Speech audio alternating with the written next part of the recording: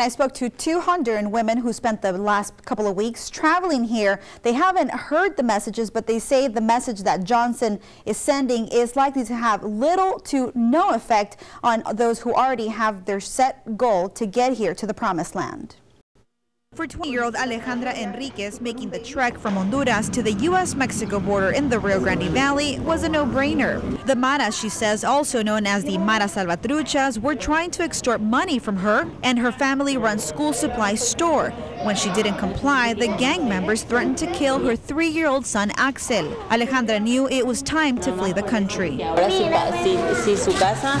If you have a 2-story house, you have to pay them. If you have 2 cars, you have to pay them. If you have a business, you have to pay them. If they think you have money, they come after you. Alejandra is also about to give birth to her second child, a little girl. She left for Louisiana at 1 this afternoon, where she will meet up with her sister, who's been in the U.S. for 8 years. She doesn't know what she'll name the baby girl, but she will be an American. It's a dangerous journey that the pregnant young mother took, and one that Homeland Security Secretary Jay Johnson is strongly discouraging. Just 2 days ago, he released a letter warning parents in Central American countries. He states, "In the hands of smugglers, many children are traumatized and psychologically abused by their journey, or worse, beaten, starved, sexually assaulted, or sold into the sex trade." Alba Villegas walked almost every night for 24 days through Mexico with her 14-year-old daughter to get here. She was scared her daughter would get sexually assaulted along the trip, but adds they had to come now. An ad on TV promised that illegal immigrants coming over to the U.S. with children, she says, would be pardoned. I told her it's not true.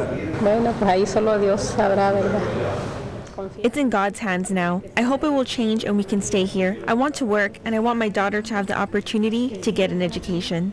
Johnson says this false promise by criminals is also contributing to the influx and must be stopped. The smuggling organizations are creating a misinformation campaign that there's a permisos or free pass. So the smuggling organizations have an incentive to induce these kids to have their families pay money to smuggle them up here. And so they're putting out misinformation, which we're trying to correct through our...